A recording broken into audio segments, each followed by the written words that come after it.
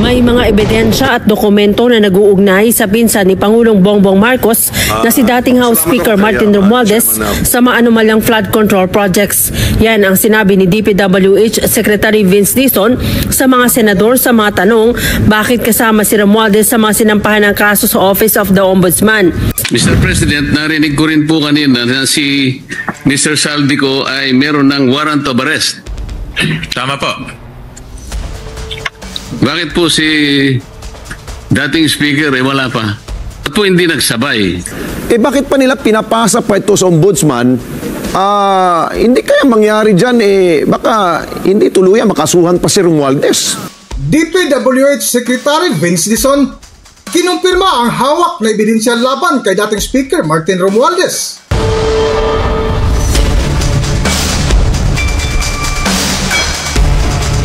Welcome back to Kaakibat TV.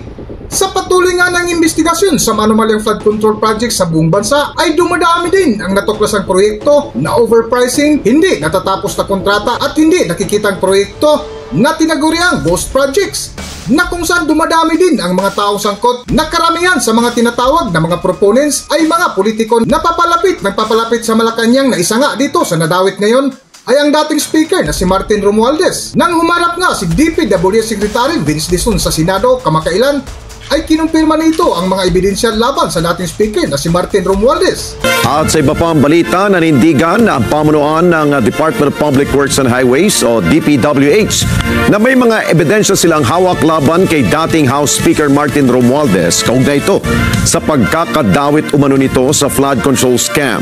Kasabay nito, kinwestiyon naman ni Senador Rodante Marcoleta ang kagawaran kung bakit hanggang ngayon ay wala pang inilalabas na arrest warrant laban sa dating House Speaker.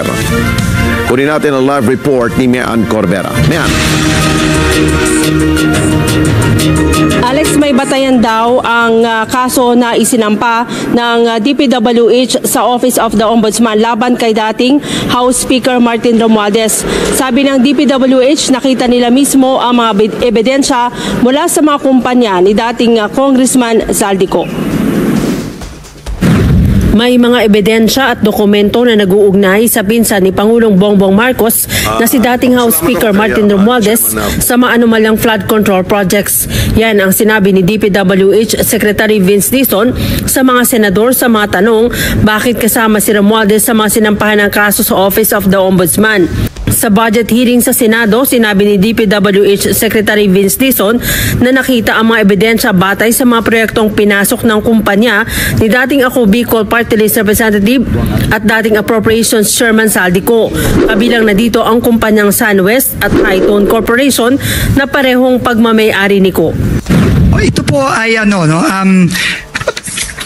siguro po mga ilang linggo lang, itong nakarang ilang linggo lang, base na rin sa mga nakuhang ebidensya ng DPWH at dokumento ng mga proyekto ng SunWest Corporation at ng iba pang korporasyon ni former Congressman Saldico tulad ng Hightone Corporation across many years. Mula noong 2016 hanggang 2025, umabot sa mahigit 100 bilyong piso ang nakuhang kontrata ng dalawang kumpanya ni Ko. Sinabi pa ng kalihim na isinama nila sa ebidensya sa paghahain ng kaso laban kay Romualdez ang pahayag ni dating Marine Sergeant Orly Gutesa na naghatid ito ng mga pera na nakalagay sa maleta sa bahay ni Romualdez sa Taguig. May basehan niya ang testimonya ni Gutesa dahil pinanumpaan ito sa investigasyon ng Senate Blue Ribbon Committee. Mr. President, at base na rin ito dun sa naging sworn testimony ni Sergeant Gutesa dito sa Senate Blue Ribbon hearing. At base po doon, sinamit po namin yon as facts sa Office of the Ombudsman kasama ng ICI.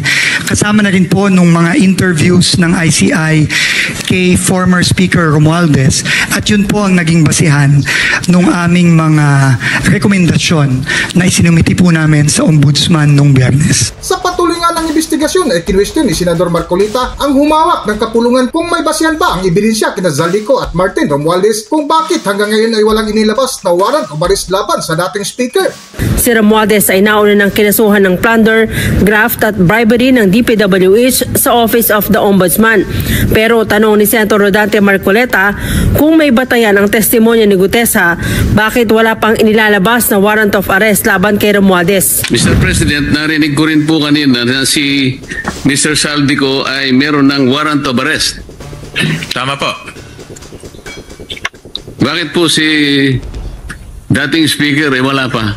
Ba't po hindi nagsabay? Ayon sa DPWH, sa pamamagitan ni Senator Sherwin Gatchalian na siyang nagdepensa sa kanilang budget, may hiwalay na kaso na naunang isinampalaban kay Ko at mga engineers ng DPWH kaugnay ng flood control sa Mindoro at ito ang unang naisampa sa Sandigan Bayan. Nasa Ombudsman paraw ang kaso ni Romualdez at naniniwala silang gaya ng mga naunang isinampang kaso, malakas din ang kanilang ebidensya at may isyuhan din ito ng arrest warrant. Case po ni Zaldico po, ito po yung mga naunang kaso. If you remember po yung inspection ni Secretary Vince at kasama po si Governor Bons Dolor sa Mindoro. Ito po yung naging basehan po ng pag-file ho nila ng case. September 20. Final ho nila to sa Ombudsman September 29. So inaasahan po ba ng DPWH na magkakaroon din po ng issuance ng warrant of arrest? Dahil isa po ang ginamit po ninyong dokumento ay yung salaysay nga ni Orly Gutesa.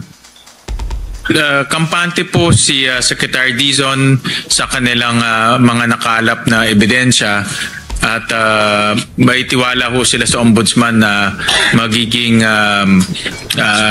magiging masino po sila sa pagtitingin ho dito sa mga ebidensya. At dahil hindi nga malinaw ang paliwanag ng DPWH, ay napatanong ang broadcaster na si Alex Santos kung ano ang koneksyon ni Romualdez sa construction firm ni former Congressman Zaldico, kung bakit nadawit. Para sa buong kwento, narito ating panoorin ang video. Okay, medyo hindi malinaw yung paliwanag ng DPWH dun sa kung anong koneksyon ni Speaker Romualdez dun sa mga proyektong pinasok ng SunWest, no? Ibig sabihin ba nila na kasama sa korporasyon si Speaker para sila'y makasuhan o makasuhan siya ng plunder? Alex, yung kasing mga proyekto, yung pondo para dyan ay ipinapadaan sa pamamagitan nga ng budget insertions.